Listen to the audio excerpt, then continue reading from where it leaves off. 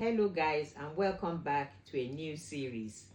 This time we're going to look at different types of warfares that Christians face, that we battle either knowingly or unknowingly. So this is the introduction. The Bible tells us in Ephesians 6:12, for we wrestle not against flesh and blood, but against principalities, against powers, against the rulers of the darkness of this world, against spiritual wickedness in high places. So even though we see that person in front of us, we're not battling against that person. It's not against flesh and blood. It's against rulers of darkness. It's against principalities and powers. There is a book I read some years ago. Let me show it to you. Yeah, this is the book. Secrets of the Dark Kingdom. I read it many years ago, The Battle for Planet Earth, and I found it useful at the time. I haven't read it since, so I don't know if I'll still find it so, but at the time it worked for me. So Christians have all this warfare that we need to be prepared for, and if you are before warned, you are before armed. You will know what to look out for. Once you know your enemy, that's half the battle won. You know where the opposition is coming from. You know where your opponent is coming from. You know the person who is in charge, in control of your problems. Once you find out, that's half the battle won. Now you know how to pray, and you know how to be careful around that person. Even though we're not warring against flesh and blood, it's the spirit. They avail themselves to be used by the demon, by the devil. And that doesn't mean that you just relax and allow them. You have to cast them out into the abyss. So this is the series we're going to look at. So maybe we'll look at 7 types of warfare. God bless. Stay tuned. Welcome back. We're looking at different types of warfare that Christians battle. And this is number 1, which is marital warfare. Now listen, if you're a Christian, a pastor, man of God, woman of God, a strong Christian without necessarily being a pastor, but you're very devoted, you're there in church, you have stuff you do, you need to be very careful in the area of marriage. When I was a young Christian, the church I was going, there was this sister. This is a true story. She was very active in church. She was in the choir, she was just there. Any department that needed help, that sister was there. She was a prayer warrior. A brother joined the church. Handsome dude. I was a young girl, but we also, and he also joined departments. He was on fire also for Jesus. Eventually, he and that sister got close, and then they announced to the church that they're getting married. We were all whooping for joy because we all liked that sister. And we were all saying how lucky she is to get that handsome dude. They got married.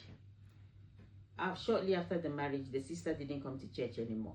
We were all wondering, this sister is always in church. Where is she? Maybe they were on honeymoon. Some pastors went to find out. The brother told the wife, immediately they got married. We are now married. We're not going to church anymore. She thought he was joking. He said, I was sent from the kingdom of darkness to come and marry you. Your prayers is disrupting our activities, and they told me to come and stop you. See the brother she married, that was how she stopped coming to church. Bata, true story. Before you get married, you make sure you pray.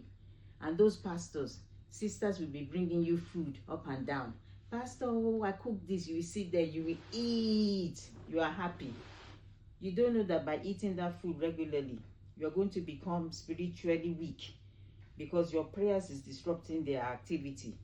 Marital warfare. As a Christian, you will deal with it. I know how I prayed before I got married to my husband, because my eyes saw the sea and the ocean, and I said, I'm not going back there.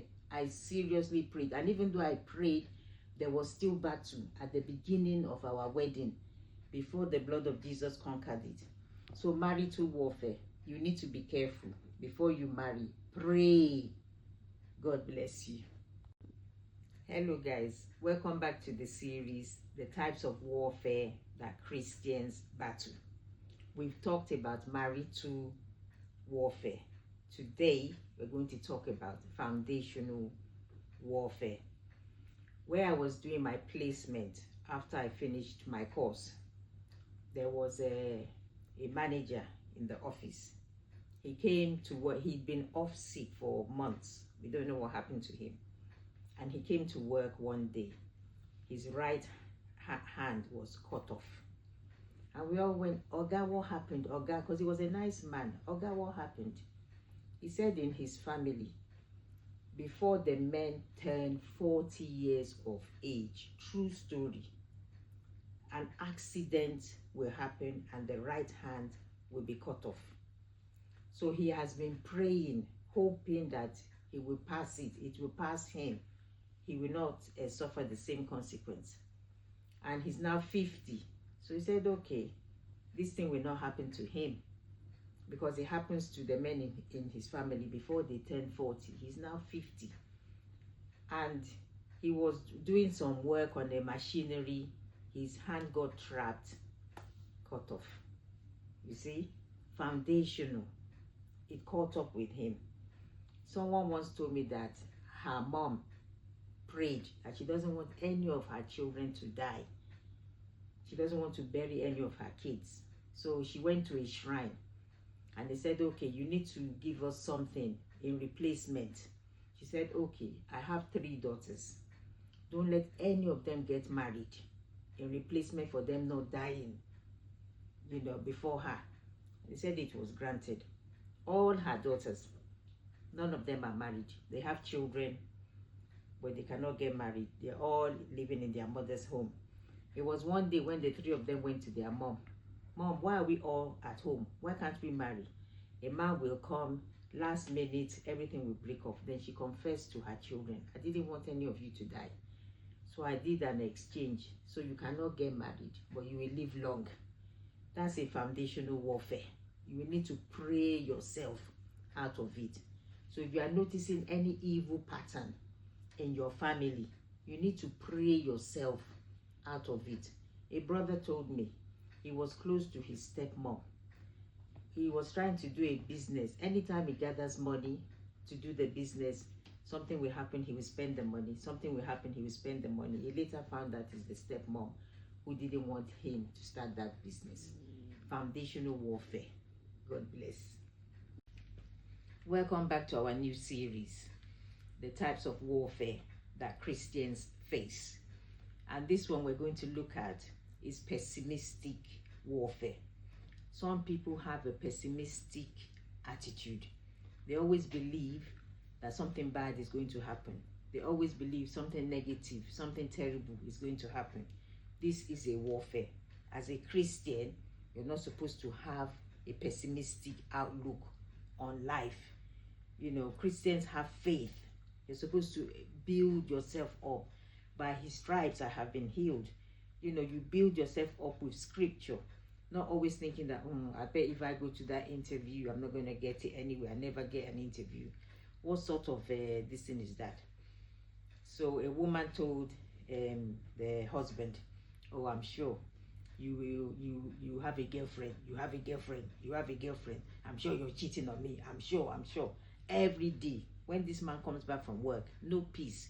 I'm sure you came from your girlfriend. I'm sure you've gone out there. You've done this. The man was fed up. One day he went out. A lady sat with him, chatting with him, saying, my brother, you look so downcast. What is going on? My wife is accusing me of cheating. Since we have been married, I've never cheated on her. I don't even have the thought, the inclination to cheat on her. But she's making my life miserable. The woman comforted him. Have 1 glass of wine. You'll be fine. Before you knew it, he started cheating. Eventually, when the wife found out, hey, I said that you will cheat. The man said, you pushed me into it. I wasn't thinking about doing it, but constantly nagging. You brought about that prophecy with your own mouth. There's power in the tongue. So you stop having this pessimistic outlook on life. If you're going for a job interview, go with that belief that you will get it.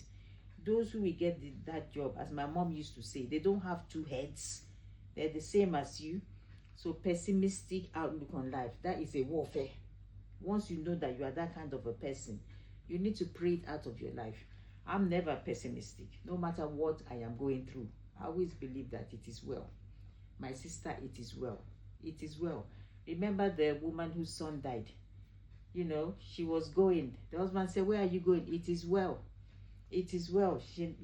That's how you should have an outlook on life. That's how you should live, and not keep on expecting the worst every time. So if you have that kind of outlook on life, cast it out now. It's a warfare. God bless. Welcome back to our series, 7 types of warfare that Christians face. There are more than 7, but we're just going to stick at 7. So the one we're looking at today is character. Your own character that can work against you. A woman came to see my mom. I was a young girl, and she sat with my mom. She was telling my mom, her business. She said whenever people try to assist her, the last minute they will pull out and not assist her again. Always is the 12th hour, and that person will find some reason whatsoever, and they won't assist her again.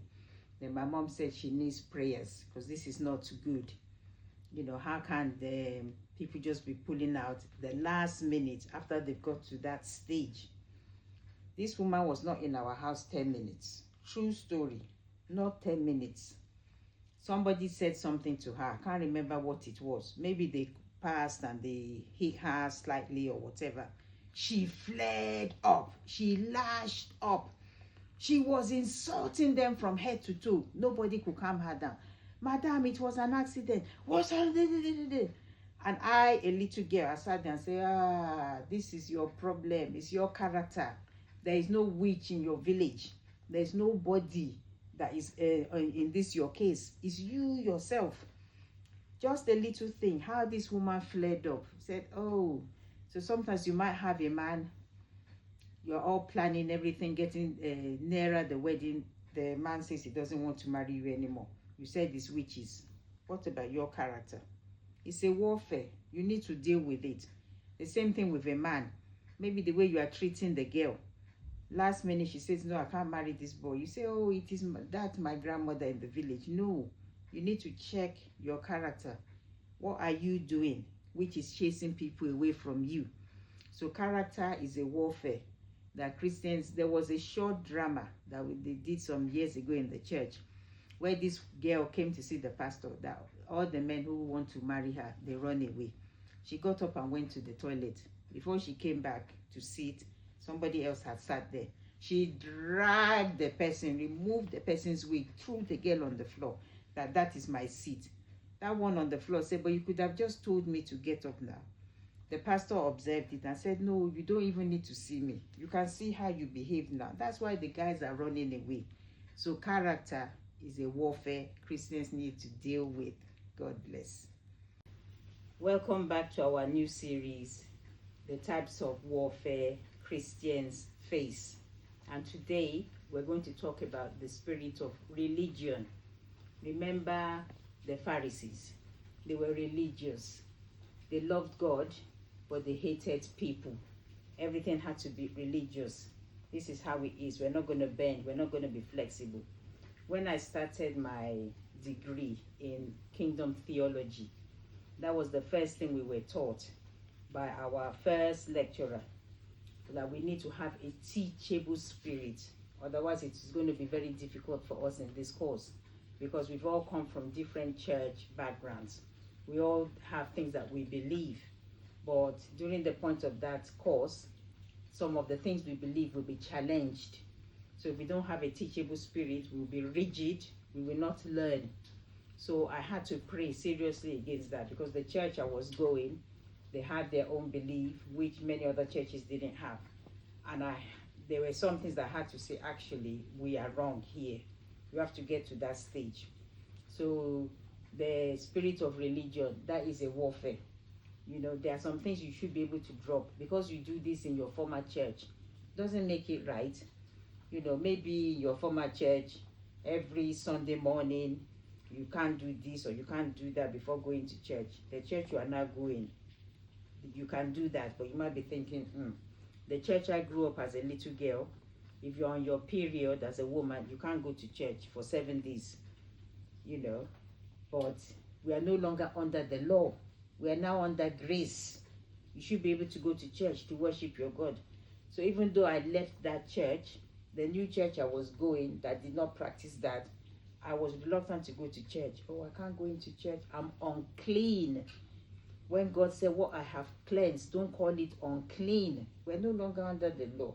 So if you are still following this spirit of religion, you need to pray so that God will remove it from you. You know, we are all cleansed. Jesus Christ has come. He has died for us. The veil has been torn. All of us now can enter into the Holy of Holies. We don't need to go through anybody. Jesus is the only intercessor. So the spirit of religion, that is a hard one for Christians. So you need to pray so you can break it. God bless. Welcome back to our series, The Warfare That Christians Face. This is another one. Unfriendly friends, unfriendly relatives. You will think they are on your side, but they are not. They are against you. You tell them everything about your life. Even before you start something, you confide in them. You don't know that they are unfriendly friends. They can also be a relative. I was walking along the road one day with a friend. This was in Kaduna, in Nigeria. And this lady, beautiful lady, she was walking along the road, crying at the top of her voice, sobbing, her hands on her head. My mother has killed me, oh. My mother has killed me, oh. We stopped her. My sister, what is wrong? True story. What's wrong? Why are you crying like this? She said she's due to get married next week. Yeah? So what is the problem? They have been planning this since. Her mother came to her yesterday, demanded some huge amount of money, that she needs it personally for herself. She said, Mommy, this wedding is next week. We have spent so much money. We really don't have that amount. But if you wait, after the wedding, I will try. My next salary, I will give it to you to do what you want to do. The mother said no, she wants the money now. The daughter doesn't have the money. The mother said, okay, you think you will get married next week? You will see. The mother called the daughter's fiance. This is the lady telling us this story on the street. We don't know her from Adam. The mother called the fiance. Come, sit down. You want to marry my daughter next week. Do you know she's a witch? She will destroy you. The brother took his shoes and ran. The wedding is off. He called the girl, I'm not marrying a witch. The girl went to her mom. Mom, why did you say this? Yeah, you didn't want to give me the money. So I have destroyed it. They never got married. Unfriendly relative, that's her own mother. There are some people you need to pray out of your life. This is a warfare. I know whom you talk to. Know whom you confide in. Some people, once you tell them your plans, that's the end. You can forget it. Oh, my sister, I'm planning to travel abroad. You will just see they will cancel your visa. But you didn't do anything wrong. You have to be careful. So unfriendly friends, unfriendly relatives, this is a warfare. You know, David said, it's his friend who conspired against him. Somebody he walks into the temple together. If it was an enemy, he wouldn't have minded. Beware. God bless. Welcome back to our new series, The Types of Warfare That Christians Face. And this is our final one. So this one, I'll call it the spirit of distraction. When I was a little girl, every parent's evening, the only complaint my teacher would tell my dad is that she daydreams a lot, which was true. That was the trait I had as a little girl. When I'm sitting there in class, the teacher will be teaching, I'm daydreaming. I'm like this. Everybody, the whole children in the class will be calling me Tina, Tina, Tina, before I will jolt myself back to reality. If I'm praying, I'm daydreaming. Spirit of distraction. Can't focus on that prayer. My mind has drifted. So many of us are like that. Maybe when you are praying, you kneel down, you're praying, all of a sudden you remember something that happened 10 years ago. Your focus will be on that. You cannot come back to your prayer. You're in church, the pastor is preaching. You sat down there, you are daydreaming. It's when they laugh in the church, you come back, you're asking, what did pastor say? Why are you all laughing? You were daydreaming. Spirit of distraction. It's a warfare, a battle. You need to take captivity all these distractions, hold them captive, bind them, so that you can always be in the moment. Even when I first had my kids, they were young, the first two, they will be calling me, mommy, mommy, mommy, and I can't hear. All of a sudden, what? They say, we've been talking to you since. Oh, sorry. Daydreaming. So you see, it still followed me into adulthood. I had to pray it out that no, this is bad. It's a spirit of distraction. I need to be in the moment.